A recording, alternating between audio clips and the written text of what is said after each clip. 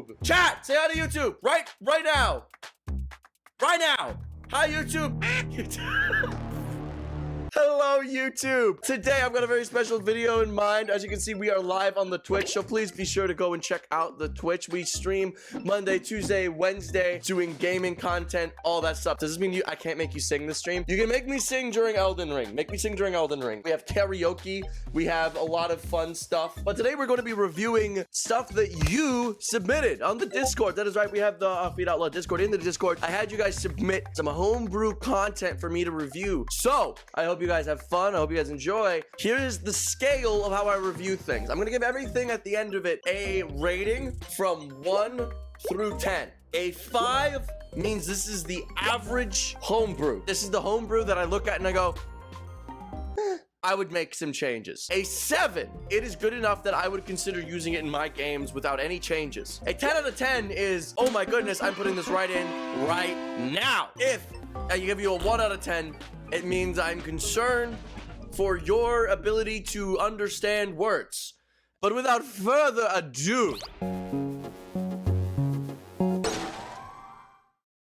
all right, well, we got some submissions here. King Goose has submitted 3 subclasses and 1 whole class. We have the Blood Knuckle Paladin, the War Crime Ranger, the Bean Soup Sorcerer, or Apollo's Paragon. What are we picking? Everyone wants the War Crime Ranger. All right. Now, I think I should give a little bit of, I don't want to say advice. This is made by Baba Yaga, King of Curses. I don't want to sit here and tell you how to make things, but I typically, when I am reviewing homebrew stuff, I want to see it be slightly better than the other stuff. I'm typically more lenient when the thing that is being presented is slightly better than like standard stuff. The reason being, I typically find homebrew subclasses in general to be much weaker. Like, people are really concerned with balance, and it often makes the subclass worse than most of the other options. So the War Crime Ranger seems like we have a poison chemical warfare theme. I like that. I like that. Now, poison is a really weak status due to the fact a lot of creatures, as you reach higher and higher levels, end up with resistances to that. So let's look at this. Your body produces various poisons and substances banned from warfare.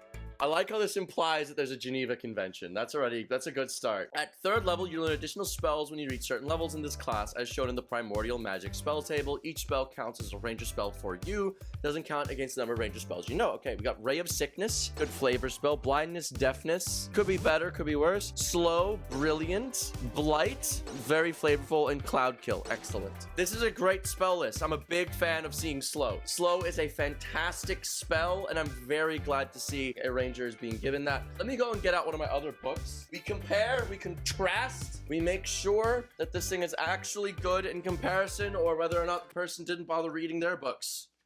Okay, so most classes with Ranger get 1 spell, and they're usually mid. This is honestly a really solid spell list for the Ranger. I'm very happy with this. Ray of Sickness, I understand why it's here. There's not really any good spells you could give, but that's whatever. Starting at 3rd level, you can imbue the space around you with various toxins as a bonus action. The base area you can affect 5 feet at 3rd level, 10 feet at 7th, 15 feet at 15th level, all centered around yourself. Each additional use you expend at once, the area increases by 5 feet. Can you expend more uses in a single time? That is interesting. What do these toxins do? From level 3rd onwards, your chemical warfare is influenced by an aspect. Any effect requiring a saving throw equals your spell save DC and lasts until the start of your next turn. You can choose your aspect at the start of a short or a long rest. Okay, this explains that. Okay. Hogfish. Well, this is incredibly strong.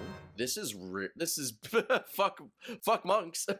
Looking at these things, I've got a few notes already. Damage is king, and as a result, you should always consider doing the damage option, and I'm glad that they gave a damage option. Gives an extra 2d4 damage, an extra 1d4 each time the chemical's base range increases. By level 5, you can expend, I think, 3 uses at once. Get an extra 5 feet, an extra 2. This will be 44 extra damage per turn in an area, and also there's no saving throw attached to it. They just are dealt as damage. I'm a big fan. Most classes only end up dealing an extra d6 or a d8 of damage. This is a lot more than that, and I like that it scales. Pufferfish is mid. Poisoned is a good status condition locked behind a bajillion immunities. So many people are immune to poison, so pufferfish is kind of useless. Same with frightened. Many things are immune to paralysis, but the opportunity cost of having paralysis is so good. Like, if you have paralysis available, you should always try to paralyze things. Doesn't insta-kill everything. Mr. Beast did the war crimes better. So far, I'm pretty positive on this. I actually kind of like this. At 7th level, your blood is bridled with harmful substances. As a bonus action, you can coat your weapon in your blood, taking 1d4 damage. Until the end of your turn, the weapon attack applies the same effect as your aspect of warfare you selected and uses the same saves. The applied effect lasts until the end of the target's next turn. Additionally, you gain immunity to poison damage and the poisoned condition. This is pretty good. Once again, adding an extra Nairobi bug on the damage, this would be quite strong. Adding just extra flat acid damage is actually super, super potent. This means you can't be a Gloomstalker Ranger, so you don't get that crazy one-round burst. This allows you to use your aspect of warfare more strategically, applying certain effects. If they multiclass into a fighter, that's when we start seeing Action Surge getting a lot more utility from this, and because it applies over the course of an entire turn, there are definitely things you can do to like really game the amount of damage you deal. However, I'm not against that because this would make me actually play a Ranger. If you really want to lean into acid damage, I see this has a use case. I really, really like this. To compare sort of what Rangers get in Tasha's at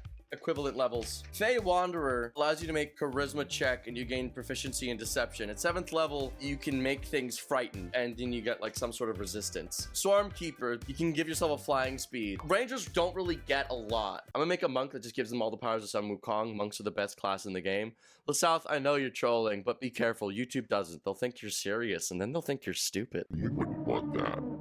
Parasite Poison. From 11th level onward, those who die with your poisons in their system erode from within. 24 hours after their death, their bodies will have completely withered away. During this time slot, the corpses come under your control. These corpses use the zombie stat block with only 1 hit point. Control almost 3 corpses at a time. I like this. There's so much strength in other aspects of the class that giving them sort of like a little bit of a goofy nothing feature that is just kind of for flavor but only gives like marginal tactical advantage.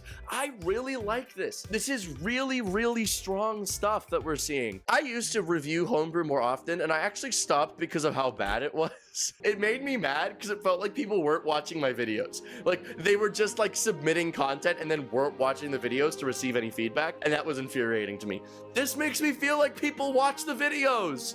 It's actually good. It's taking a lot of the things that I used to say and it's applying them. I want to play this class. This seems incredibly fun. Everybody go to Baba Yaga, King of Curses on GM Binder.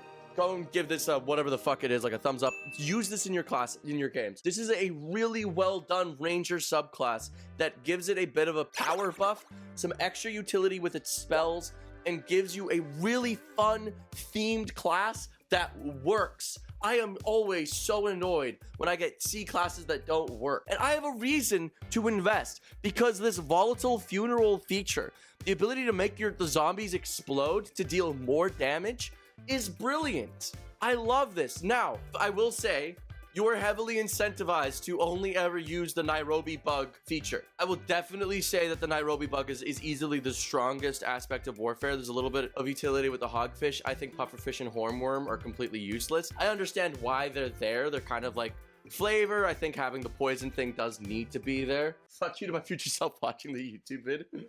My only complaint is really about the hornworm feature and the pufferfish feature not being the strongest. Like, I would maybe add a bit of damage into the pufferfish feature and a bit of damage into the hornworm feature in order to incentivize their use, but I'm really impressed. If this thing is more powerful than the Ranger subclasses, I can live with that, you know? Like, Rangers are not known for their strength. Having a strong Ranger that's poison themed feels thematic and fun. I love this class. Easy 9 out of 10. Let's look at the Blood Knuckle Paladin by Baba Yaga. Do they have another banger for us today? Oh, the Blood Knuckle. Blood Knuckle Paladin does not rely on any weapons other than their own fists. After all, why use a hammer when your fist can topple buildings? Excellent. Those who choose the path walk a fine line between violence and calm. They are guided by their own goals and use their fists accordingly. Away with the blade. Punching things is all you know. Weapons be damned. Your fists aren't swung just to be swung. They're always aiming towards a goal. Careful violence. Violence is not the answer, but when it is, feel free to use it. These are not very well thought out tenets, but like, hey, they're funny. Gain oath spells at paladin levels listed. These spells count as paladin spells for you and don't count towards your prepared spells. All right. Shield, Zephyr Strike. These are fine. These are great. Kinetic Jaunt, Mirror Image. Kinetic Jaunt, sucks. Mirror image, goated. Haste and slow. Haste is a trap. Slow is really good. Aura of purity is all right. Staggering smite is fine. 17th holy weapon and steel wind strike. I'm assuming we're gonna have a thing that allows us to not have to use weapons for these because currently we can't. I'm assuming that this homebrew also implies that your fist can be used for your divine smite. You take oath at 3rd level, you gain the following 2 channel divinity options. Bob and weave is a bonus action. You can use your channel divinity to focus your mind on the battle before you for the next 10 minutes. Add half your charisma modifier rounded up to your armor class. That's not bad. A little armor buff, not concentration. That's pretty good. I would definitely use that. There's no reason not to. As an action, you can use your channel ability to become a beast in battle. For the next 5 rounds, you gain a +2 bonus to damage rolls and have resistance to either bludgeoning, piercing, or slashing damage dealer's choice. This effect ends early as a bonus action if you are unconscious or haven't attacked a hostile creature for 1 round. I'm assuming what you mean is that you may end this effect early as a bonus action or if you are unconscious. I think that's how I'm going to read that. Make sure to change that for sure. These are fine. Channel divinities are never particularly strong. There are some that are, but most paladin channel divinities are not. So I'm fine with these being kind of weaker. Paladin is already strong. Fists O Glory. Starting at 3rd level, your unarmed strike counts as a weapon for the purpose of being able to use smite and other spells that only target weapons. This is great. I'm glad that this is here. Your unarmed strike deals 1d6 plus strength modifier bludgeoning damage, of which the die increases to 1d8 at 7th, 1d10 at 12th level. At 6th level, your unarmed strikes count as magical to overcome resistance and immunity to non-magical attacks and damage. If you have any ability or perk that increases your die size of unarmed strikes, such as race, the die grows by 1, giving you a higher damage die for the unarmed strike. If you need to increase beyond d12, use d2d8, then 2d10, never a d20. This is interesting. Take 1 level in monk, 1 level in fighter, and you've immediately gotten up to like d10s. That's pretty good with how this is worded. That's pretty funny. Well, the champion fighter just got their 1 gimmick ripped straight out from underneath them. Regen features are fun. I'm not against regen features. I am a little bit sad that there's no aura that you get. A lot of the strength of paladins is their auras that they give to other people. So the fact that this is a self-benefiting thing, right now we don't really have any class features. We just can use our punches, and the aura isn't that great either. So we're kind of not really loving it. Piss aura. Piss aura would go crazy, dude. I would change this to some type of aura. Maybe an aura that gives everybody hit points if they're standing close to you. That sounds fun. Or an aura of piss. I think chat wants the piss aura. This homebrew lets you punch a Tarrasque to death. You know, it's funny that everyone's saying that this homebrew is what lets you do that and not the monk class, because that's accurate.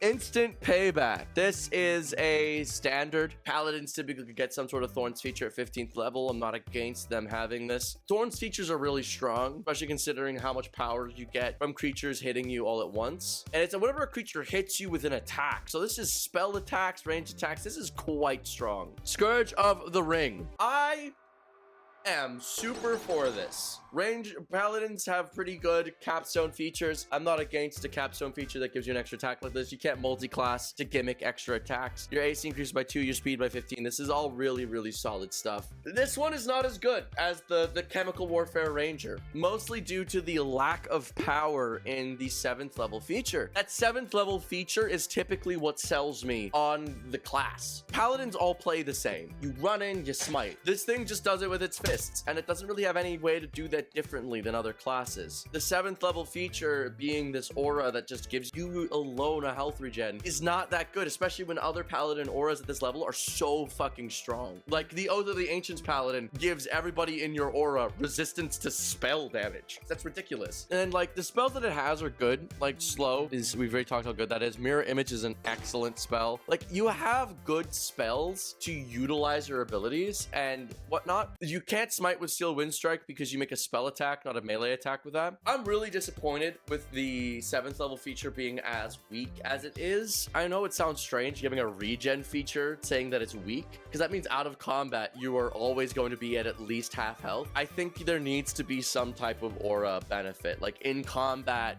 you give a regen or something. I don't know. I wish that the 3rd level feature was maybe a bit stronger, just giving you increased dice size. It just means you don't have to use a weapon effectively. I would like a bit bit more strength in this class. I'm gonna give this a 6 out of 10. If with only a few changes, this would definitely be something I would use, but as it stands, it's just not up to par. Let us review the Marksman. This is a whole class submitted by this person.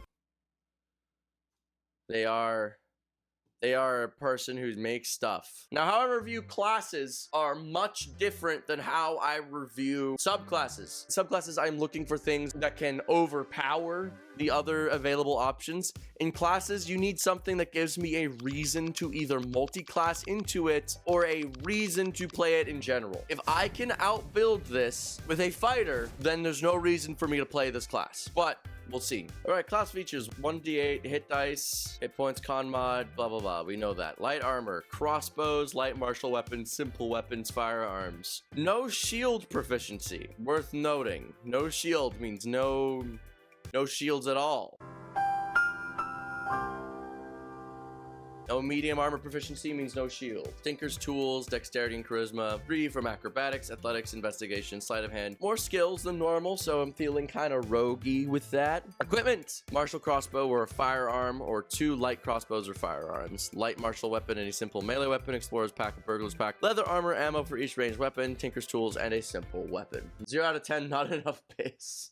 Yeah, clearly we need more piss. Marksmanship training: you're deadly with a specific weapon, even to the detriment of other weapon types. You get a +1 bonus to damage rolls made with the crossbows or firearms, and have a -1 penalty attack rolls made with weapons that are not simple, light, or ranged, as well as your AC. You have a -1 penalty to AC for a +1 bonus to damage rolls. This is already a bad idea. I would not recommend having a class that intentionally worsens your AC for a +1 to damage rolls. Fighters give a +2 to damage rolls for their fighting style alone. This is actually much to your detriment. Remove the penalty to the AC and it's fine. I have no idea why this is affecting your AC as well. I think we need a piss class based on just pissing. You guys are full of only the best ideas today. Clearly. Fighting style. Level 2, you learn to focus certain combat techniques and forms. Choose one of the following options. You can't take a fighting style option more than once, even if later you get to choose again. When you get an ability score improvement, you can replace your fighting style. Archery +2 to attack rolls made with ranged weapons. Really good. No idea why you take that. Level 20 piss class abilities: the piss tsunami, the cum bard. Okay, guys, you guys have got something on your mind. Maybe you need to go to the bathroom, but there is something up. I need you guys to lock the fuck in right now, okay? Lock in. Defense: while wearing armor, you get a +1 to AC. You kind of need to pick this one in order to counteract the shitty marksmanship training thing. Interception: while a visible target hits something within one of your weapon's normal range, you can use your reaction to block the attack, spending an ammunition thrown weapon. Reduce the damage 1d plus an available weapon must be loaded if it is in range. This is a very strong feature. Painmaker: increase the damage bonus from marksman training to a +2. Why don't we just have this as a thing? You don't need this. This is worthless. This is the only correct option because of this stupid detriment. New stream idea: chat makes a piss classic. Chat, come here. Sit down. Put your dick away. Sit down. Lock in. The whole lowering accuracy in your AC thing is very bad, and the fighting styles only seek to help fix that, but it just shouldn't be there. The thing is, no other class at level 1 has something that actively harms you. So this is immediately worse than almost every other class in the game. That's the thing. No other class does this. For some reason, this is here. Tricks grant unique abilities fueled by grit points. Your total grit points is shown in the grit points table. To use a trick, expend a number of grit points listed in the trick. You regain all grit on a short or a long rest. Regain 1 when you land a critical hit. This is way too much finagling. Why are y'all talking about piss? They're just on piss tonight. I'm kink shaming you. This is too complicated. Slay a creature who reduced you to less than half your maximum hit points. This is so convoluted. You're gonna forget about this. You can use one trick once per round. Okay, this already isn't looking good for 5e. Some tricks would call for a saving throw with the grit save DC as being installed. 8 plus proficiency plus dex modifier. Would you rather piss sink in the piss or piss in the sink? Ah! Level 1 feature: pisser is cocked and loaded. Let's lock in. Lock. Quick draw. Drawing a weapon does not use a reaction. This is a worthless feature. You can already do this. Okay, the loading thing with a bonus action is nice, but this is worthless. Deadeye, when you land a crit hit, and for every consecutive critical hit afterwards made consecutive, are you suggesting that you must land crits in a row, or are you suggesting that crits subsequent over the course of an adventuring day? You're not going to land your crits as often as I think you are, especially not consecutively. You are landing one crit. Unless I see a trick that increases the critical hit chance, you have a worthless class feature in this. Enhanced critical at 19th level, number needed to roll is reduced to a 19. That's mid. Shrug off even the most devastating amounts of turmoil. You gain proficiency in wisdom saving throws. You gain advantage on saving throws against being charmed or frightened. If you fail such saving throw on the start of your next turn, you can spend 1 grit point to remake the saving throw. This is okay, and I kind of like the idea of being able to like sort of double the amount of times you get to like save against paralysis with like hold person and stuff. This is good. I like Iron Will. I like this feature. Lightning reflexes. Spelling mistake. At 7th level, okay, this needs to go back here. This was added afterwards. Movement speed increased by 5 feet, and you can dash, disengage, reload, or reload a weapon as a bonus action. We already have this. You can also ignore the loading property. If we can ignore the loading property, we don't need this. This is a worthless feature. Yeesh. Enhanced fighting style. Spelling mistake. Your skills become enhanced like the second fighting style or take an enhancement. This is worthless. Archery. This is okay. Blind fighting. That's okay. Add the AC bonus to dexterity saving throws. VAC. That's not great. 60 feet rolls a 1 and attack roll. You can use reaction expending a use of interception fire style to trigger an attack of opportunity against them. Who gets the attack of opportunity? This is unspecific and therefore not good. Painmaker. You roll an additional damage dice and you make a critical hit with a weapon benefiting from the marksmanship training feature. This is all right, but once again, you're really focused on crits here. You don't have a class that encourages enough crits. We gain 1 grit point if you make a successful dex or wisdom saving throw or slay a creature whom you had rolled a 1 in attack roll against in the last 24 hours. This is so specific. Reload and fire range weapon as a bonus action. Worthless. Wizard of the School of actually says the subclass is shit. Would the defendant's lawyer like to defend their case? If you guys can defend this class, I'd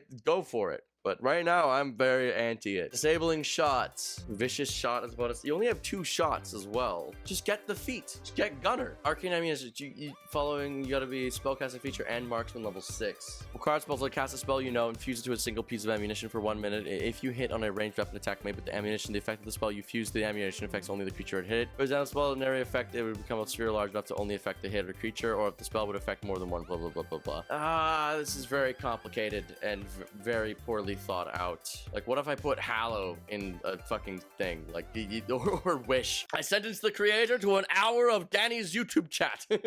I'm trying to look for something that can redeem this. Scatter shot, no. Disarming shot, no. Dizzying shot, no. Piercing shot, no. Winged shot, no. Bullying shot, no. Propelling shot, no. Burst shot. None of these are doing anything for me. Bonus action, use tools, Tinker's tools, expend 1 grip point, modify a range weapon dealing to deal an additional 1d4 with it, increasing to 2d4 at level 14. An extra 1d4 on 2 hits per action is not good. Risky reload. You can just ignore the loading property with the gunner feats. Just make them not care about ammunition. 2 grip points, add bonus to damage rolls made with it equal to your proficiency bonus. Okay, so at 14th level, we get the effects of a 1st level Hexblade Warlock. This is way too late. At 17th level, we get an automatic crit. Whoopee. This is way too late to be doing anything. We needed something like this at level 7. 3rd level, you make a ranged attack roll, and your target have no creatures within 5 feet of them. You get a bonus to damage equal to a d8. This increases your d8 at level 9 and 3d8 at level 14. A d8 increase in your damage at level 3 is good. This is what we expect from subclasses. Subclasses at level 3 give you a boost to your damage. I need to see that. It's unfortunate this class doesn't deal enough damage for it to be worth it. Get advantage on initiative checks. That's fine. Slay creature, you gain a number of temp HP equal to half the weapon damage you dealt. That's good, but however, this is basically another Warlock feature. This is the Fiend Warlock. At 9th level, we get Hex, and we can't even stack damage. So we can't mano a mano on the same creature. Like, this isn't good. This increases damage by, on average, by 1 per dice. No, I know there's more subclasses in this. This whole class is not designed well. Unfortunately, there needs to be more thought put in place for this class. I'm giving this a 3 out of 10. There is clearly a ton of effort put into this. This is clearly a lot of effort, but to the person who made this, you need to think more about how much damage the other classes in D&D are doing. Because it's one thing if your class is dealing, from the looks of it, it's going to be only dealing about maybe 30 damage by level 20. That is so abysmally low. Fighters are dealing upwards of 100 damage in a round by level 20. By level 5, your class is getting outpowered by the monk. Like, you are not dealing enough damage. I think you thought your tricks were gonna do that, but then you didn't do that with the tricks. I think you need to kind of go from the ground up. Everything past 5th level, and this whole class, you are starting with a detriment from the get-go. You're starting with a worse AC, you're dealing worse damage, you're just not doing. You need to lock in. I would suggest removing the marksmanship training thing that gives you a minus your AC at all. I would suggest increasing the damage. I would suggest focusing on ways for them to use their bonus action in more interesting fashions that allows them to maybe sneak out extra hits. Give them a feature at level 1 that lets them ignore the loading property. The loading property is a needless detriment on ranged classes that melee-based classes do not have to deal with. Spellcasters don't have to deal with the loading property, but why should you? Don't bother. Give them a way to ignore ammunition and ignore loading entirely. It's not broken, I promise you. It just lets them perform on the same level as literally every other class in the game. Get them something like that. Give them grit features that let them increase their damage. Make the subclasses better. Focus on dealing damage. If you want to do that crit thing, if you want to make critical hits this class's thing, I need to see more things that increase your chance to get critical hits. I need these guys to be getting crits far more consistently if that is where this extra damage is to be coming from. Give them like secondary gambling things where, like, if you miss, roll a d6. If it's odds, you miss. If you hit, it's actually a crit or something. I don't know. Right now, you have a class that uses a gun worse than a fighter. There's no reason to play this class over the Battlemaster Fighter, because the Battlemaster Fighter has a ton of Battlemaster techniques that can be used on ranged weapons. And then I just take the feat of Gunner at level 1 from being a variant human, and I'm immediately better than your class in dealing damage, in utility, because guess what? I can trip him and deal more damage. You can only do one of those things. I would look at the Battlemaster and see how you can do what they do, but better. That is my advice. However, it has been an hour now, and that should be enough footage for me. So, thank you all on the YouTube so much for watching. Twitch chat, we're gonna be having some more fun with Elden Ring. YouTube chat wouldn't understand, you know what I mean? I love you guys. Get the fuck out of my house.